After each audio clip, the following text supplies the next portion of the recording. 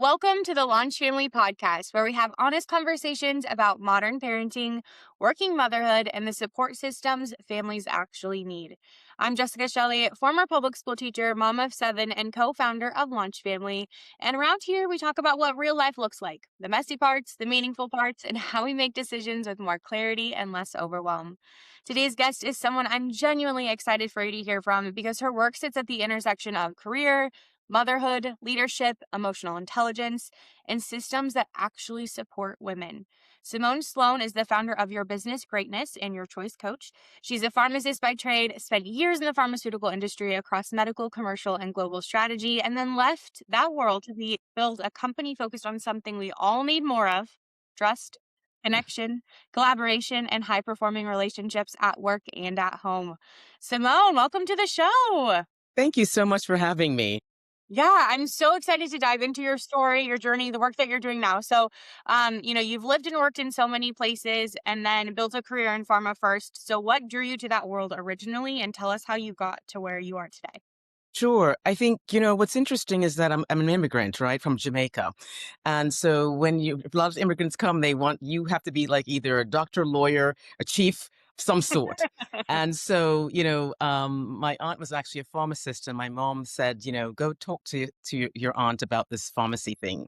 Um, And it really was around sustainability and flexibility when I really looked at it in terms of the opportunities that for women in this particular space. I had nothing about it. So my aunt really schooled me in terms of what it is. But when I had an opportunity to really dive in, I realized, you know what? I still want to do business. I still want to do other things. How can I leverage pharmacy to do other things? And so I chose internships that were around marketing. I chose internships that were very different from a traditional, pharmacist who stands behind a counter and counts pills. And so from there, really launched into like long-term care, because that was something that was kind of interesting to me, where you work with a lot of the elderly and take care of them. And then had an opportunity to go work with United States Pharmacopoeia. And that was really mind-blowing because they had me in charge of like the malaria disease states.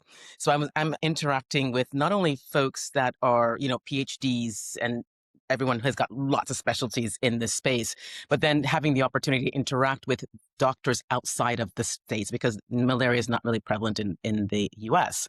So, from the UK, from Canada, Africa, I'm coordinating. They're putting me in front of folks as a thought leadership in this particular space. And I'm like, I don't think I belong here.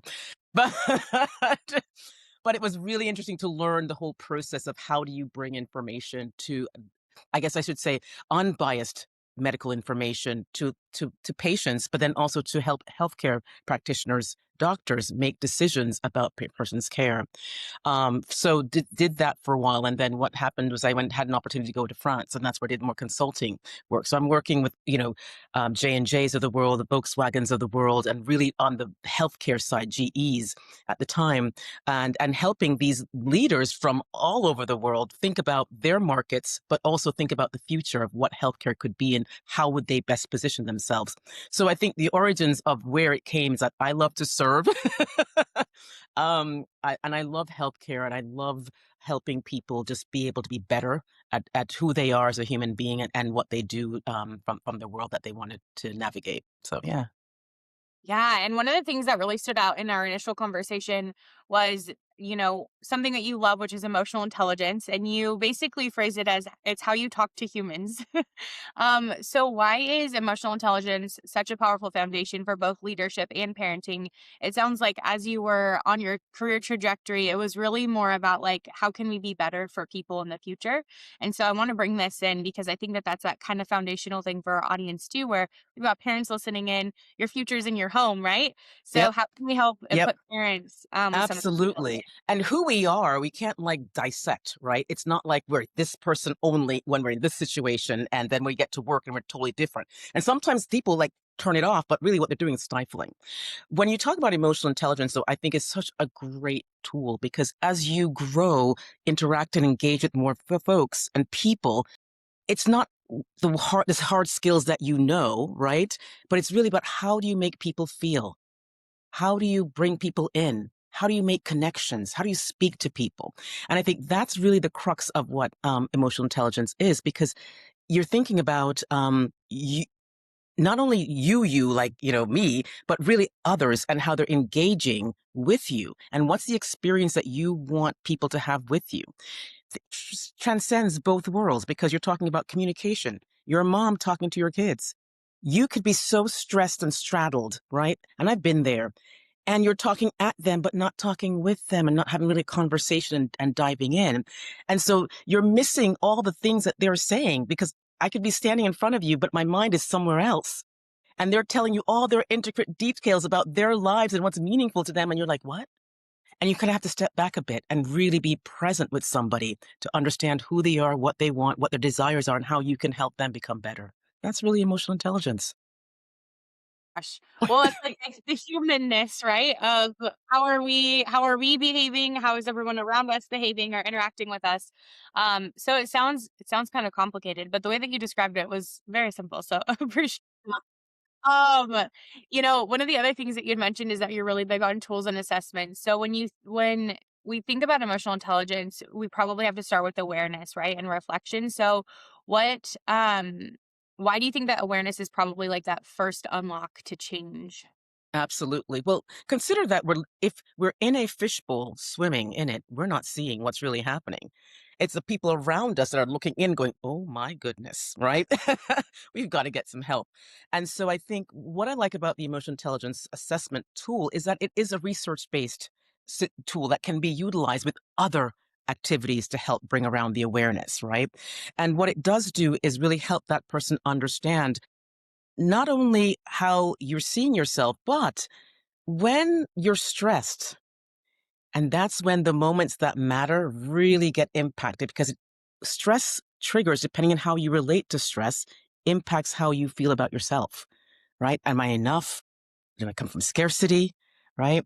And then how are you talking to people? Because you are stressed out, you don't realize your tone may become aggressive, defensive when people are trying to lean in and help, right?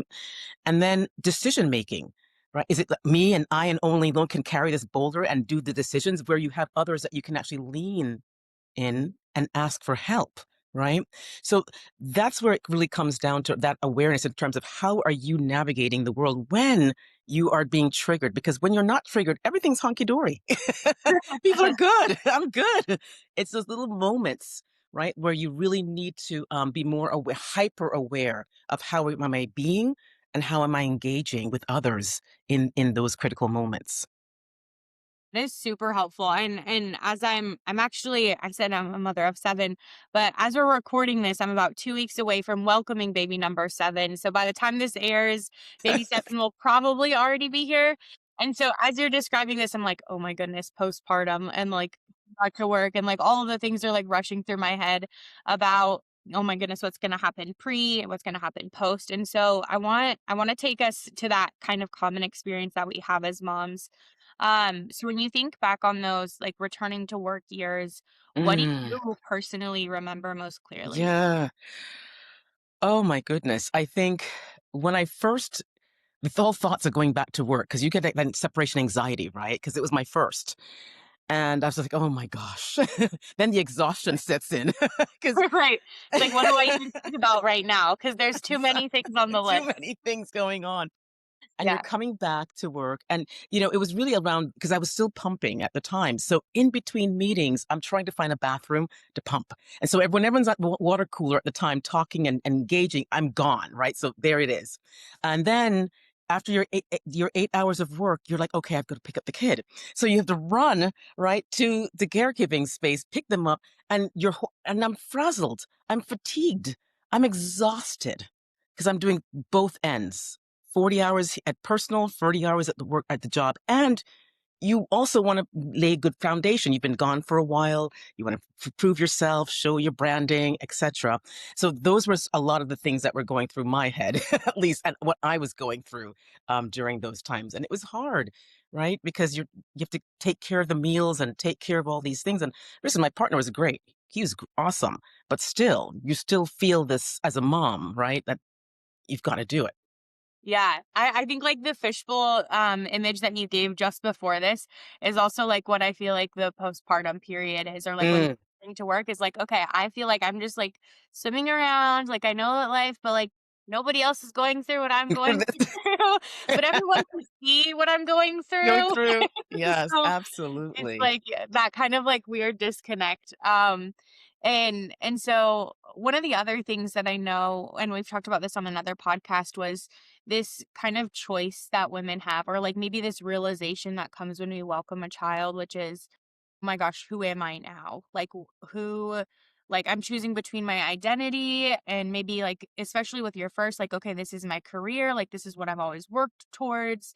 And then also this responsibility of caregiving. And you're also like your mother heart, like, oh my gosh, I want to care for this child. I want to show up. I want to, pursue this with as much passion and ambition Yeah, as I did my career. absolutely. Yeah, And so how was that kind of back and forth for you? Or like what would you recommend for women that sure. might be in that space?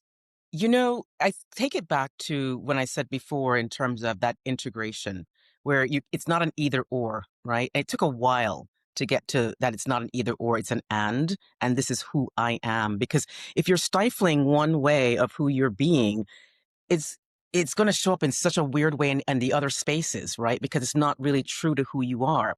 And it's actually interesting because I was watching like years ago, saw this interview, and the woman said something that was just very powerful. She said it was around, um, you have titles, but who are you in terms of how do you define yourself? You are a mother, and you are a professional, and you are a gym teacher, and you are whatever it is. You can't separate those things. That's who you are as a human being. And I don't think it's fair for us to put ourselves in this battle to be an either or. We're an and we have to brace all aspects of who we are in order for us to really step out confidently and be the people that we want to be. Oh my gosh, how inspirational. Like, I feel like in those moments of like, okay, you're holding your like, oh my gosh, I can't do anything anymore. Like, or whatever it is. Or like, hey, I changed the diaper, I got the bottle, the baby is fed, I'm feeling good, right? Like we live Absolutely. through this emotional roller coasters. Abs- And I love that you like embrace the and, right? Like this is a new title, this is a new role, a new responsibility, but also one of the greatest opportunities that you have to, you know, again, like the future, emotional intelligence, right? Like how are we going to create a new life that's going to impact the world? Absolutely. Absolutely. And then another kind of complicated piece to add in there for our identity is like this sandwich pressure, right? So we've got Oh, kids, we've got work, we've got parents that might be it, aging. yep. So what are you seeing right now when it comes to that sandwich pressure with the women that you coach? Sure. What am I seeing? What did I live through? Right. My mom passed away 2 years ago tomorrow. And being in a geographically different location, Mhm. having my little ones get going to their lives and trying to be there for them, and then leaving monthly to go be with my mom for 3 weeks at a time. It was challenging. It was really challenging. And especially you feel very straddled. Again, the fatigue, little bit about compassion. You want support, but you're not sure how to ask for that support because you're the one who's doing it, and that your mom needs you, your children need you, right? So it was really a challenging time that I see from that perspective, that I experienced at least, from that realm. But I think that I had a conversation with my daughter, and I said, "Listen, this is what's happening. This is where Bubby Grant's not doing so well. We have to, I need to be with her. I need to spend more time with you, but I'm not ignoring." And she's like, "Mom, I know." They give him credit, right? Because they're watching, you're in the fishbowl and they're the ones observing everything. I was going to say, this sounds like another fishbowl And moment. you're in the fishbowl. And she was just, I mean, it was just so great for her understanding, and just so that she really understood that I was not ignoring, but really trying to be where I needed to really spend the time. And so she was just like, "I got you. You're good." And I was just like, "Thank you." Right. So yeah, I'm not going to say that's the most easiest of times. It's very challenging, but I would say get support, talk to people, let people know what's going on, and don't try to be the boulder, because it's not going to happen. It won't. Yeah. Yeah. I think another one of those moments where we like embrace the humanness of it, right? Like there will be a time in our lives where most of the people we interact with have gone through either side of that or maybe both again at the same time. And so um I think one one of those moments where, yeah, we're in the fishbowl, but also we should advocate for ourselves, reflect on emotional intelligence too, Absolutely, like, and give yourself a lot of self-care though in those moments, because there were times when I was like, "Mom, I can't think." She's like, "Go, go," right? And again, having that conversation, "I'm here for you, but I just need some space for me," right? Yeah. yeah, yeah, protect yourself too. One of the things that you had referenced in our initial call was also the current research and trends that you're noticing around women leaving the workforce, to caregiving cuts that are impacting women specifically, and then how that kind of becomes a career penalty. So, what are you seeing that concerns you most right now when it comes to those types of trends and research? Well, what I see, well, there are two sides of that coin because what I have been noticing is that as companies are competing for talent, putting benefits around caregiving, benefits around dealing with menopause, and speaking openly about what types of programs that they're offering to their employees is huge. That's huge because that was something that, women still don't have. The other side of that coin is that we're still struggling in some spaces to get caregiving, to get even from benefits that really are meaningful to women, right? To be able to thrive in both in straddle spheres. One of the biggest reasons a lot of folks left, women left the workplace during COVID was the caregiving. But when they had the flexibility, that was huge because it enabled them to be the and not choosing either or. And it's a sad thing, though, as companies are now going back to office posturing, and then not being flexible, and it's also causing some constraints around that because you've got the caregiving, you have the family that you want to take care of, and you want to be a provider for your family. So, I think that they really kind of need to think through what does it mean to be a good worker, but also have the flexibility and support and structures to be able to thrive in these work in demanding environments. And you gave an example of a structure, which was like the remote work or the flexibility. What other structures do you think are missing that would benefit the caregiving and women in general? Yeah, I think really the big thing that I'm hearing is flexibility, giving them the flexibility, and that's what's needed. We're Mhm. gonna do the work. We are Give going it to to do a the mom and it'll get done, okay? it'll get done. Yeah, But give us just that saying. space to be the human, right? To allow us to do that. There are places that give a full year maternity leave. Why are we struggling in the US for 6 weeks? Maybe, if we are lucky, right? So just kind of think about what's important here, right?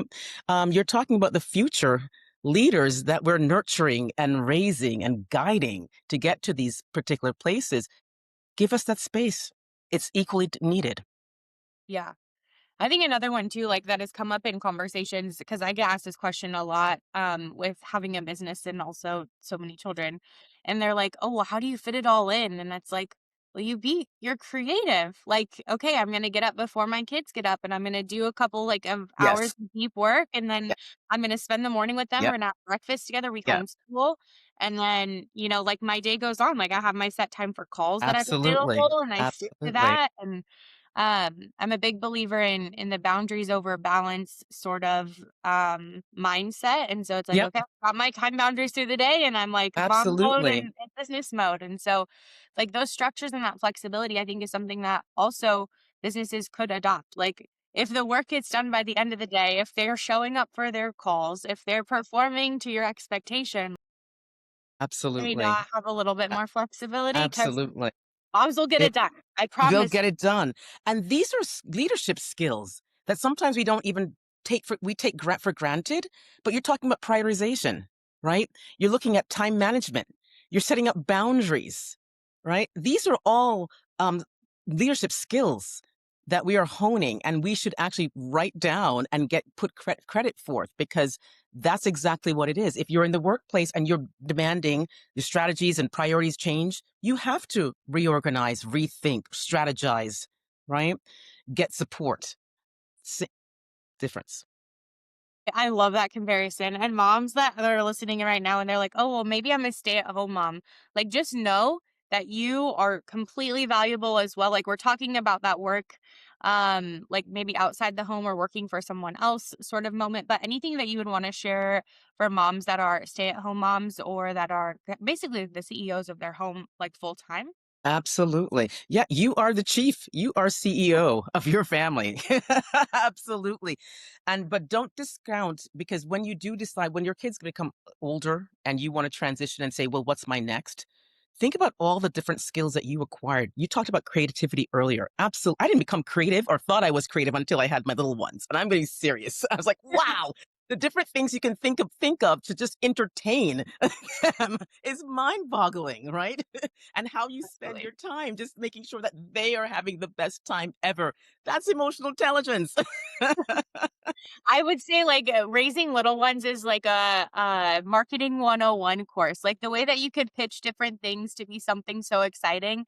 Oh It's my like gosh. we did popcorn cereal, which is just Nice. popcorn with some, like, craisins or raisins in it, and they Yeah. eat it with a spoon. It's like, okay, just a different method is like, "Oh my gosh, mom, we have to have popcorn cereal." I'm like, "Great, we have the Great. ingredients. Let's put it together."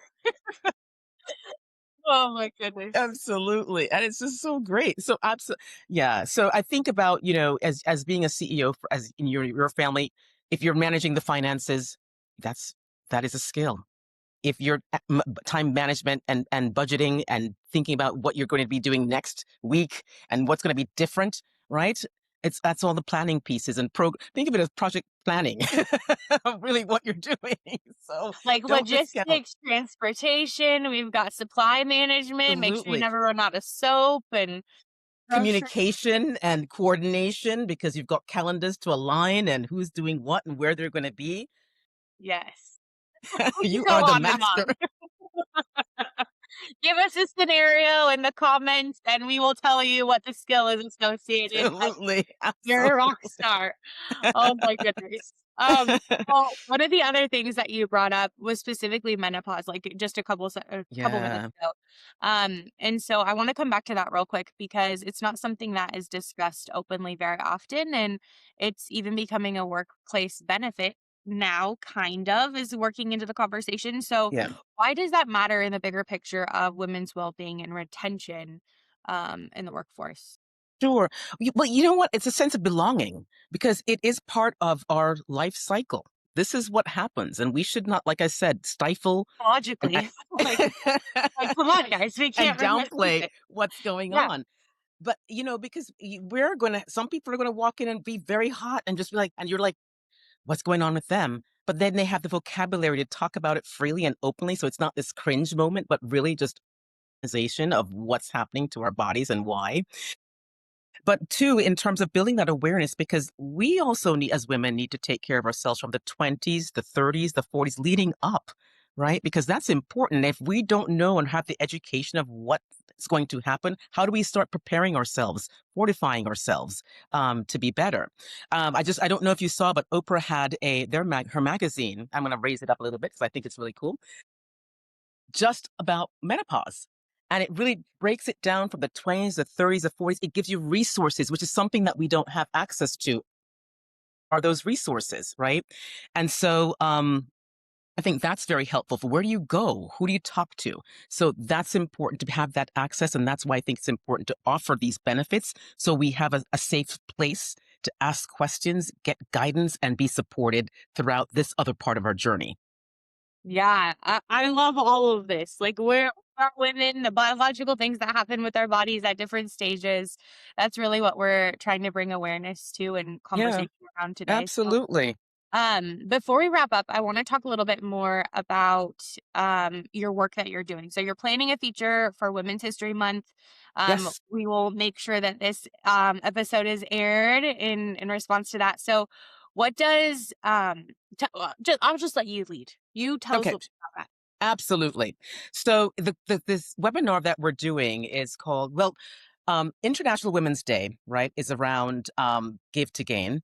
Women's History Month is around sustainability. What a great thing, right? Because we are known to mentor, we are known to pull forward, pay it forward, really support structures that we do, caregivers that we are. So I think this is really important because it talks about finance, navigating your cash flow, whether you are at home or and have your business, cash flow is important, right? And how we understand what's coming in and what's coming out. So we make it so that's not scary. We want women to be comfortable with relating to finances, with putting a budget together, right? And being able to understand their situation, because at the end of the day, we're living longer. That's huge. At the end of the day, we have to think about our retirement. What does that look like? Right. And so if we are kind of cringy moments around money and how we relate to that, I want us to get comfortable with understanding what that is. So it's called Navigating Cash Flow. It's going to be on the 10th of March on hour 11 to 12. And I'm having one of our partners, JP Morgan Chase, have that conversation and be able to guide us through that journey. Amazing. Be sure to check the show notes for the link. And is it a free webinar? Help A me free webinar, know the everything. free webinar, Okay. to gift Free again, webinar. free Awesome. webinar. Okay, good. We're talking about cash flow. It's like we got to work it in the budget. Oh, it's free. Sounds Absolutely. good. You should be sure to sign up. Absolutely. Yeah, absolutely. And then what, I guess, like on that same conversation, what are some of the most common cash flow mistakes that you see that women make? Okay. Um, so Yeah. And listen, I'm not a financial advisor, but I'm sure, just very sure. passionate about it. So I just want to Yeah, make yeah, sure from that perspective. And these are things that I do. So I'll just kind of go through a little 5-point checklist. yeah, yeah. One, set up your budget and stick to it, right? Set that budget up. If you're doing it on a monthly basis, quarterly basis, annually basis, but have something where you can go back to and see where you're falling from that perspective.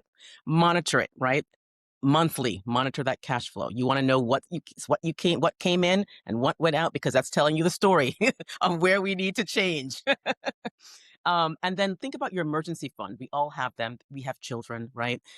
Make sure there's enough set aside to enable you to do that, so you're not, oh my gosh, something happens and you are feeling stressed and triggered. And then also too, from that, think about your retirement. What is it that you are trying to plan for? Where do you see that happening? That's an important thing, because you want to make sure that you are you're doing the savings consistently, and get an advisor to help you create that future. Amazing. Super helpful tips. Well, before we close out today, any lasting thoughts for listeners listening in before we close out? I'm going to lead with a quote from Maya Angelou, and I might botch it, so please. Absolutely. I love it because it focuses back on the emotional intelligence work. And she said, people don't remember what you did.